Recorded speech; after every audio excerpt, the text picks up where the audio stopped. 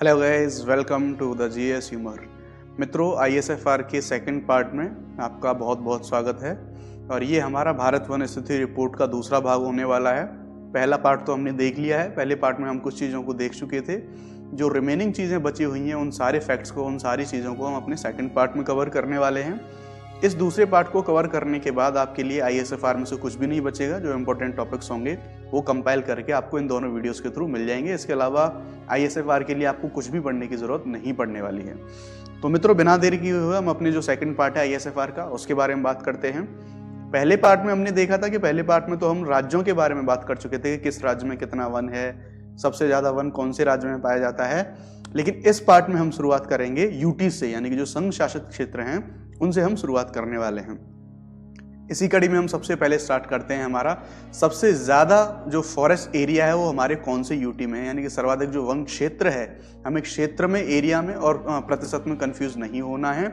जब हम बात कर रहे होंगे सर्वाधिक वन क्षेत्र की, तो यूटीज के अंतर्गत आएगा जम्मू कश्मीर। उसके बाद सबसे कम वन क्षेत्र की हम बात करेंगे तो तब आएगा हमारा चंडीगढ़। उसी प्रकार हम जब देखेंगे सबसे ज्यादा वनावरण जो प्रतिशत है, यानी कि जो फॉरेस्ट होगा, परसेंटेज में सबसे ज्यादा फॉरेस्ट किसके पास होगा, वो होगा हमारा लक्षद्वीप। और जो दूसरा हम बात करेंगे सबसे कम जो परसेंटेज में फॉरेस्ट किसके पास होगा, वो होगा हमारा लद्दाख। उसी अगला देखेंगे कि सर्वाधिक जो फॉरेस्ट ग्रोथ हुई है, यानी कि वनों की जो वृद्धि हुई है सबसे ज्यादा, वो कौन से संघ शासित क्षेत्र में हुई है, तो वो आता है हमारा जम्मू और कश्मीर। इस तरह से हमने राज्यों के बाद हमारे जो यूटीज बचे हुए थे, हमने उन यूटीज को भी देख लिया। बचे हुए कुछ अन्य पॉइंट्स हम उनको भी देख लेते हैं। अगला हमारा पॉइंट कहता है कि सबसे ज्यादा हमने अब तक तो देखा था हमने फॉरेस्ट का, यानी कि वनों का। अब देखते हैं हम ट्रीज के बारे में, यानी कि वृक्षों के बारे में। तो हम कहेंगे कि सर्वाधिक जो ट्रीज एरिया है, वृक्षों का जो सबसे ज्यादा क्षेत्र है, वो कहां पर मिलेगा हमें, वो मिलेगा हमें जम्मू कश्मीर के अंतर्गत सबसे ज्यादा। यानी कि जो ट्रीज का एरिया मिलेगा जम्मू कश्मीर में सबसे ज्यादा है। और सबसे कम जो ट्रीज एरिया है वो मिलेगा हमें यूटीज में लक्षद्वीप के अंतर्गत। उसी प्रकार एरिया हमने देख लिया। अब हम जो ट्रीज हैं, यानी कि जो वृक्ष हैं, उनका परसेंटेज देख लेते हैं। तो प्रतिशतवार जब हम वृक्षों की बात करते हैं तो सबसे ज्यादा प्रतिशतवार वृक्ष हमें मिलेंगे हमारे चंडीगढ़ में। और अगर हम सबसे कम प्रतिशतवार अगर वृक्षों की बात करें तो वो मिलेंगे हमें हमारे लक्षद्वीप के अंतर्गत। ठीक, अब हम आगे कुछ अन्य तथ्यों को देख लेते हैं। हम बात करते हैं कार्बन स्टॉक की। कार्बन स्टॉक के अगर बारे में हम बात करें तो हम देखेंगे कि किस राज्य में सर्वाधिक कार्बन स्टॉक पाया जाता है। तो आपको ये फैक्ट ध्यान रखना है, ये अरुणाचल हमारा जो राज्य है, इसमें सबसे ज्यादा हमारा जो कार्बन स्टॉक है ये मिलेगा। उसके बाद नंबर आता है हमारे मध्य प्रदेश का। मध्य प्रदेश में अरुणाचल के बाद कार्बन स्टॉक सबसे ज्यादा पाया जाता है। कार्बन स्टॉक के बाद हम मूव करते हैं अपने अन्य टॉपिक पे। ये है हमारा बांस, यानी कि अगर बांस की हम बात करें तो सबसे ज्यादा किस राज्य में जो बांस है वो सबसे ज्यादा मिलता है हमें, तो वो है सबसे ज्यादा मध्य प्रदेश। क्वेश्चंस भी मिल सकता है। इसके बाद हम देखेंगे एमपी के बाद जो बांस है सबसे ज्यादा वो मिलेगा हमारा अरुणाचल प्रदेश में है।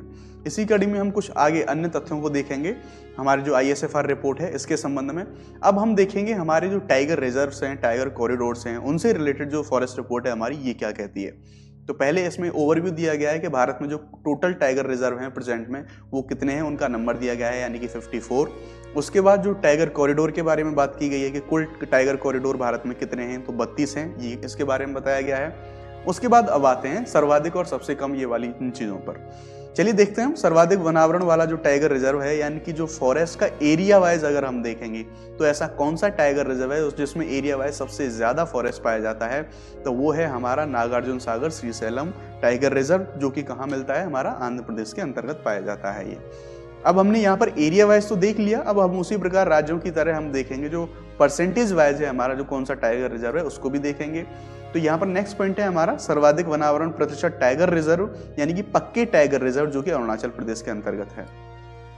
दोनों में अंतर इतना है कि एरिया वाइज देखेंगे तो नागार्जुन सागर, लेकिन अगर परसेंटेज वाइज देखेंगे, यानी कि टोटल जितना एरिया है जिस टाइगर रिजर्व का, और उसके अनुपात में, उसके कंपेयर में, उसके परसेंटेज वाइज सबसे ज्यादा कहाँ है, तो वो के टाइगर रिजर्व, जो कि हमारे अरुणाचल प्रदेश में पाया जाता है।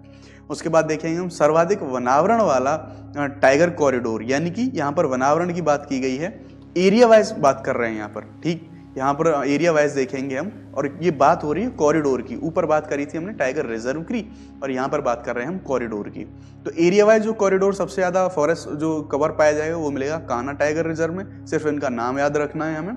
और उसी प्रकार वनावरण प्रतिशत की बात करें हम, तो जो वनावरण प्रतिशत है सबसे ज़्यादा कौन से टाइगर कॉरिडोर में पाया जाएगा, वो है केन वाइल्ड लाइफ सेंचुरी। इसके अंतर्गत सबसे ज़्यादा परसेंटेज वाइज हमारा जो टाइगर कॉरिडोर होगा वो इसके अंतर्गत आएगा।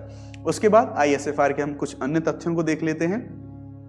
इसमें हमारा इस स्लाइड में पहला हमारी लाइन है, भारत में अग्नि प्रवण क्षेत्र कितना है, यानी कि टोटल जितना भारत का जितना एरिया है उस एरिया में जितने भी वन हैं, जितने भी फॉरेस्ट हैं, वो कितने अग्नि प्रवण हैं, यानी कि अग्नि प्रवण वो होंगे जिनमें आग फॉरेस्ट फायर की जो घटनाएं होती हैं उनके लिए सेंसिटिव हैं। तो उसका परसेंटेज यहाँ पर दिया गया है 35.46%, यानी कि ये जो फायर प्रोन एरिया होगा ये इतना होगा 35.46%। उसके बाद बात करेंगे हम नॉर्थ ईस्ट, यानी कि पूर्वोत्तर में भारत का कुल वन कितना है, यानी कि पूरे भारत का कंपेयर करें तो हम सिर्फ नॉर्थ ईस्ट इंडिया है हमारा, उसमें 23.75% हमारा जो फॉरेस्ट है ये नॉर्थ ईस्ट में मिलेगा।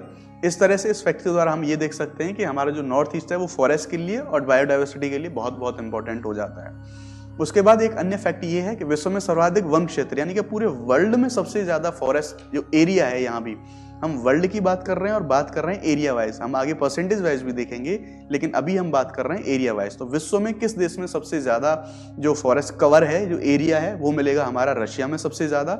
उसके बाद देख लेंगे हम कि रशिया के बाद जो सेकंड नंबर पे आएगा वो आएगा हमारा ब्राजील।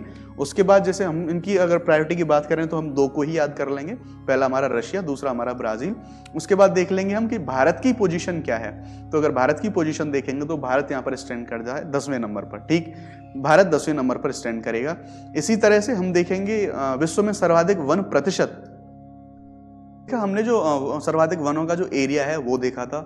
अब हम देखेंगे हमारा जो विश्व में सर्वाधिक वन प्रतिशत में, ऊपर तो जो था रशिया था, एरिया वाइज हमारा रशिया था, लेकिन अब हम देख रहे हैं हमारा अब हम देखेंगे कि जो परसेंटेज वाइज है, परसेंटेज वाइज रूस की जगह पर हो जाएगा हमारा जो सूरीनाम है, रूस की जगह पर सूरीनाम परसेंटेज वाइज हो जाएगा सबसे ज्यादा सूरीनाम के पास। ठीक, उसके बाद देखेंगे हम लास्ट इस स्लाइड में लास्ट जो लाइन है, अंतिम दशक में सर्वाधिक वन वृद्धि, यानी कि पिछले 10 सालों के अंतर्गत सबसे ज्यादा फॉरेस्ट में जो ग्रोथ हुई है वो किस कंट्री में हुई है, वो हुई है चाइना में। आपको ये फैक्ट याद रखना है।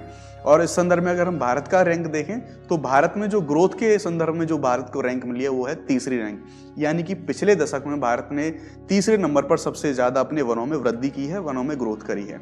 तो इस पूरे वीडियो के दूसरे वीडियो की सहायता से हमारी जो ISFR वाली जो रिपोर्ट है, इस रिपोर्ट में जितने भी सारे फैक्ट थे वो सारे फैक्ट हमने कंप्लीट कर लिए हैं। इसके अलावा कोई भी इंपॉर्टेंट जो फैक्ट है वो नहीं बचता है। अगर आप इसी तरीके की एजुकेशनल और इम्पोर्टेंट वीडियोस पाने के लिए अगर आपको ये चीज़ें पसंद आती हैं तो प्लीज़ GS ह्यूमर को आप लाइक, शेयर और सब्सक्राइब करें। Thank you very much.